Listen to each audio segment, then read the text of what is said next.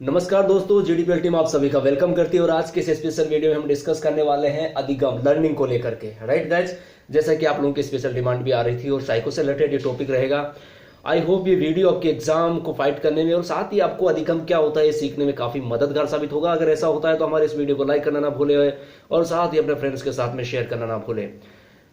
और ज्यादा से ज्यादा हमारी वीडियोज के अपडेट का लाभ उठाने के लिए हमारे यूट्यूब चैनल जीडीपीएल को सब्सक्राइब करना ना भूले।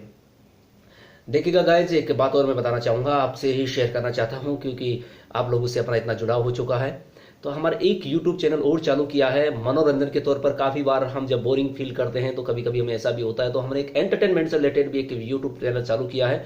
जब आप एग्जाम फाइट कर ले, जब अच्छा कभी आपका टाइम मिले तो एट दैट मोमेंट आप हमारे यूट्यूब चैनल अंदाज आशिकाना को देखना ना भूले, जिसमें हम लोग एंटरटेनमेंट से रिलेटेड जो चीज़ें हैं वो डालते हैं। मगर आप फिलहाल बात करते हैं आज हमारे इस एजुकेशन के इस वीडियो से, और अधिगम लर्निंग जो है, ये लर्निंग होता क्या है, इसको लेकर के हम आज चर्चा करते हैं आज के इस स्पेशल वीडियो में।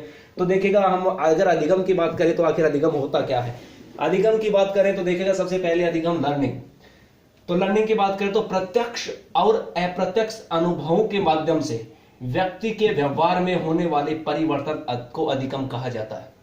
सबसे पहले हमें इसकी परिभाषा ही मालूम होनी चाहिए कि आखिर अधिगम क्या होता है। तो फिर से सुन लीजिएगा गाइस, प्रत्यक्ष और अप्रत्यक्ष अनुभवों के माध्यम से व्यक्ति के व्यवहार में होने वाले परिवर्तनों को क्या कहा जाता है, अधिगम कहा जाता है। टू बी क्लियर गाइस, अब अलग अलग विद्वानों ने अपने अनुसार इसको डिफाइन किया है। तो किस तरह से डिफाइन किया उसके बारे में देखते हैं, अलग अलग विद्वानों की क्या राय है, अर्थात कैसे कैसे उन्होंने परिभाषाएं दी हैं। अलग अलग जो मनोवैज्ञानिक हुए हैं उनके अकॉर्डिंग देख लेते हैं एक बार, क्योंकि परिभाषाएं भी एग्जाम में पूछी जाती हैं अक्सर। तो अगर सबसे पहले हम लोग बात करें क्रो एंड क्रो की, क्रो व क्रो, तो इनके अनुसार इन्होंने जो परिभाषा दी है उन्होंने कहा है सीखना। क्या कहा है? सीखना आदतों, ज्ञान और अभिवर्तियों का अर्जन है। अभिवर्तियों का अर्जन है। फिर से सुन लीजिएगा गाइस, क्योंकि परिभाषाएं भी हमारे लिए अति महत्वपूर्ण एग्जाम में पूछा जाता है। क्रो व क्रो के अनुसार सीखना आदतों, ज्ञान और अभिवर्तियों का अर्जन है। ये परिभाषा किसने दी है? क्रो व क्रो ने। किसको लेकर? अधिगम को लेकर। राइट। फिर बात करें गिलफोर्ड कि गिलफोर्ड क्या कहते हैं। तो गिलफोर्ड ने जो परिभाषा दी है वो क्या दी है? व्यवहार के कारण। क्या? व्यवहार के कारण। किसके कारण? व्यवहार के कारण। व्यवहार में परिवर्तन। किसमें? व्यवहार में परिवर्तन ही अधिगम है। व्यवहार के कारण व्यवहार में परिवर्तन ही क्या है? अधिगम है। क्या है? अधिगम है। तो भी क्लियर गाइस? तो अगर ये परिभाषा है सीखना आदतों, ज्ञान और अभिवर्तियों का अर्जन है, ऐसी परिभाषा किसने दी है? तो वह क्रो व क्रो। और अगर व्यवहार के कारण व्यवहार में परिवर्तन ही अधिगम है, ऐसी परिभाषा किसने दी है? गिलफोर्ड ने।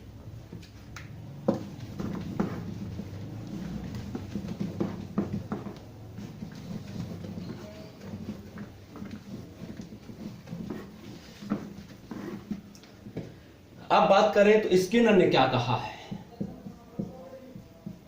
स्किनर के अनुसार देखते हैं। तो जो स्किनर है उन्होंने कहा है अधिगम व्यवहार कर्मिक। अधिगम क्या है? अधिगम व्यवहार कर्मिक। क्या है? अधिगम व्यवहार कर्मिक सामंजस्य।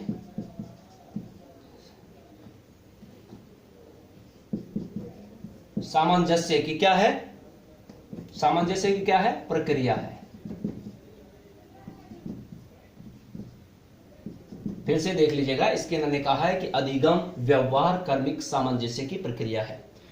तो देखिएगा, हमने कहा कि क्रो व क्रो के ने अलग इसको परिभाषित किया है, गिलफोर्ड ने अलग, स्किनर ने अलग। अगर बात करें गार्डनर मर्फी की तो उन्होंने कहा है अधिगम शब्द में वातावरण संबंधित आवश्यकताओं की पूर्ति के लिए व्यवहार में होने वाले सभी प्रकार के परिवर्तन सम्मिलित हैं। फिर से सुन लीजिएगा, गार्डनर मर्फी के अनुसार अधिगम शब्द में वातावरण संबंधी आवश्यकताओं की पूर्ति के लिए व्यवहार में होने वाले सभी प्रकार के परिवर्तन सम्मिलित हैं। और वुडवर्थ ने कहा है कि किसी भी ऐसी क्रिया को जो कि व्यक्ति के विकास में सहायक होती है उसे सीखने की संज्ञा दी जा सकती है। फिर से सुन लीजिएगा, वुडवर्थ के अनुसार इंपॉर्टेंट है। वुडवर्थ ने क्या कहा है? किसी भी ऐसी क्रिया को जो व्यक्ति के विकास में सहायक होती है उसे सीखने की संज्ञा दी जा सकती है। टू बी क्लियर गाइस, अब बात करते हैं यहां पर कि अधिगम की विशेषताएं क्या होती हैं। किसके बारे में? अधिगम की विशेषताओं के बारे में चर्चाएं करते हैं गाइस।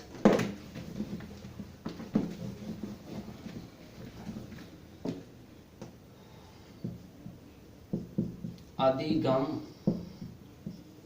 की विशेषताएं। जब अधिगम की विशेषताओं का थोड़ा सा आपको नॉलेज हो जाएगा तो ऑटोमेटिकली आपके माइंड में थोड़ा सेट हो जाएगा क्या है, क्योंकि सबसे पहले तो हमने अधिगम पढ़ा, अधिगम कि क्या होता है। तो अधिगम, आई होप कि अब आपको पता चल गया कि अधिगम क्या था, लर्निंग क्या होता है। क्या होता है? प्रत्यक्ष और अप्रत्यक्ष अनुभवों के माध्यम से व्यक्ति के व्यवहार में होने वाले परिवर्तनों को अधिगम कहा जाता है। To be clear. फिर हमने कुछ डेफिनेशंस देखी, जो परिभाषाएं हैं तो अलग अलग, जैसे हमने स्किनर ने क्या कहा, गिलफोर्ड के अकॉर्डिंग देखी। उसके अलावा हम गार्डनर मर्फी के बारे में और वुडवर्थ के अकॉर्डिंग देखी, क्रो के अकॉर्डिंग देखी। राइट गाइस, अब देखते हैं अधिगम की विशेषताएं क्या होती हैं। तो अधिगम की विशेषताएं इतनी ज्यादा इंपॉर्टेंट नहीं है, बट इंपॉर्टेंट इसलिए है क्योंकि उसके माध्यम से क्वेश्चंस के आंसर देने में बड़ी आसानी हो जाती है। तो देखिएगा, अधिगम उद्देश्यपूर्ण व लक्ष्य निर्देशित होता है। याद रख लीजिएगा कि अधिगम क्या होता है? उद्देश्यपूर्ण व लक्ष्य निर्देशित होता है। दूसरी बात, अधिगम जो होता है वो जीवन पर्यंत चलता है। कैसा चलता है? जीवन पर्यंत चलता है। ठीक है। और पहले मैंने क्या बताया? उद्देश्यपूर्ण, यानी कि अधिगम कैसा होता है? उद्देश्यपूर्ण व लक्ष्य निर्देशित,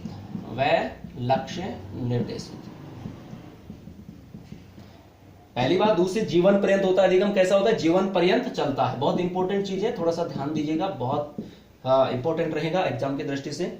फिर ये क्या होते हैं? अधिगम सार्वभौमिक है। अधिगम क्या होते हैं? सार्वभौमिक है। अधिगम सार्वभौमिक है। फिर हम लोग बात करें तो अधिगम वातावरण की क्रियाशीलता की उपज है। अधिगम क्या है? वातावरण की क्रियाशीलता की उपज है। ठीक है गाइस।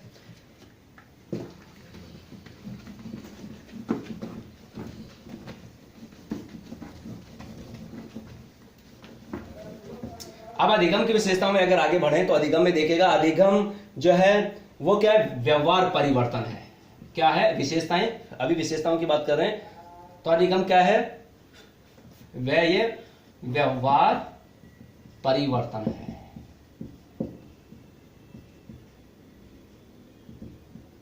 फिर अगर अधिगम की बात करें तो अधिगम जो होता है वो नवीन अनुभव है। क्या है? नवीन अनुभव है। To be clear guys. फिर अधिगम का क्या हो जाता है? स्थानांतरण। क्या होता है? अधिगम का स्थानांतरण होता है। फिर अधिगम में व्यक्तित्व का विकास होता है।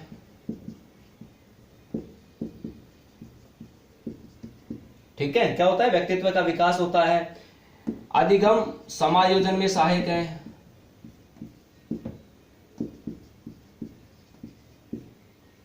इसके अलावा बात करें तो अधिगम व्याकम प्रक्रिया है। अधिगम एक अनुसंधान भी है। क्या है? अनुसंधान भी है। और अधिगम क्या है? सृजनात्मक होता है। क्या होता है? सृजनात्मक होता है। फिर अधिगम परिपक्वता में भी सहायक है। किसमें? परिपक्वता में भी सहायक है। और अधिगम की, ये वाली बात इंपॉर्टेंट, अधिगम की जो प्रकृति होती है वो कैसी होती है? स्थायी होती है। तो गाइस, अधिगम को परिभाषित करने के बाद, उसको डिफाइन करने के बाद हमने कुछ अधिगम से रिलेटेड परिभाषाएं पढ़ी और आप अधिगम की विशेषताएं देख रहे हैं। क्योंकि इस तरह की का क्वेश्चंस भी एग्जाम में अक्सर पूछा जाता है। टू बी क्लियर गाइस, तो अगर हम अधिगम की विशेषताओं के बारे में बात करें तो हमने कहा कि एक तो उद्देश्यपूर्ण लक्ष्य निर्देशित होता है, फिर जो अधिगम होता है वो जीवन पर्यंत चलता है। अधिगम क्या होता है, सार्वभौमिक होता है। फिर इसकी जो अधिगम वातावरण में क्रियाशीलता की एक उपज माना जाता है। ये व्यवहार परिवर्तन है, ठीक है। अधिगम क्या है, व्यवहार परिवर्तन है, नवीन अनुभव है, इसमें अधिगम में स्थानांतरण होता है।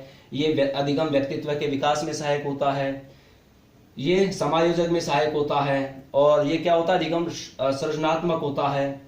फिर बात करें तो ये परिपक्वता में भी सहायक होता है, और इसकी जो प्रकृति होती है वो कैसी होती है, अधिगम की प्रकृति स्थायी होती है। तो भी क्लियर गाइस, तो कुछ इंपॉर्टेंट तथ्यों के बारे में डिस्कस किया। अब अधिगम प्रक्रिया को लेकर के बात करते हैं कि क्या, कि learn the process of learning की बात करते हैं।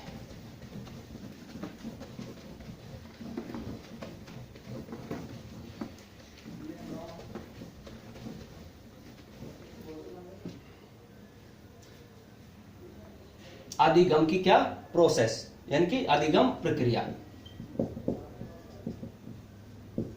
ठीक है।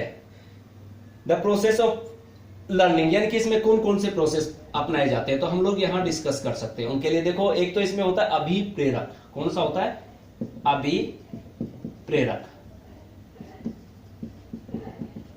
To be clear guys. फिर इसके अलावा विभिन्न अनुक्रियाएं,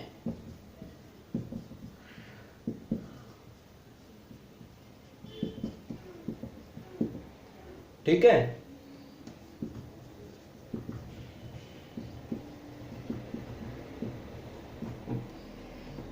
फिर बात करें अवरोध,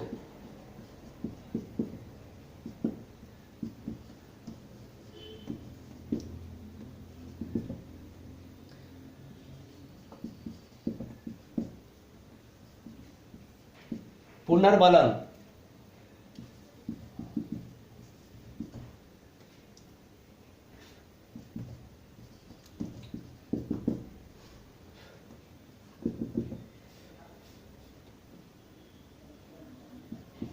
सफल प्रयत्न। सफल प्रयत्न को हम लोग कर सकते हैं सक्सेसफुल अटेम्प्ट।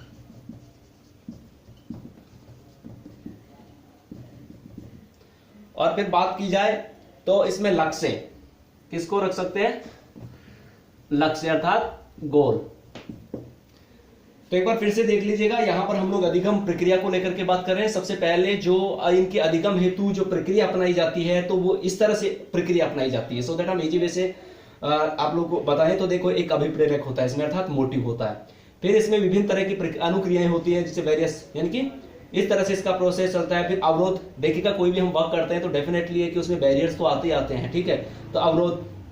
फिर इसमें पुनर्बलन होता है, एनफोर्समेंट जिसे कहते हैं। फिर इसमें सफल प्रयत्न, देखिएगा जब भी हम कोई वर्क करेंगे तो डेफिनेटली कि जब हमारा कोई भी कार्य सक्सेस होता है तो डेफिनेटली हमें क्या मिलता है, एक अलग से ही बल मिलता है। हम उसकी तरफ ज्यादा तत्पर होते हैं, उसे काम करने में हमारा इंटरेस्ट और ज्यादा बढ़ जाता है। और असफल प्रयत्न पर आपको काफी बार हमें दिक्कतें होती है कि असफलता पर भी हमें काफी सोचना पड़ता है, उसके बारे में कुछ सोचना पड़ता है। मगर सफल प्रयत्न जो ही होगा तो उसके बाद में हमारा क्या होगा, हमें और ज्यादा कोशिश होंगे, तत्पर होते हैं किसी चीज की तरफ। और उसके बाद में लक्ष्य है, यानी कि गोल। तो कहने का मतलब यह है कि इसकी प्रक्रिया इस तरह से होती है, विप्रेरक, विभिन्न अनुक्रियाएं, अवरोध, पुनर्बलन, सफलता प्रयत्न और सफल प्रयत्न, और उसके बाद में लक्ष्य।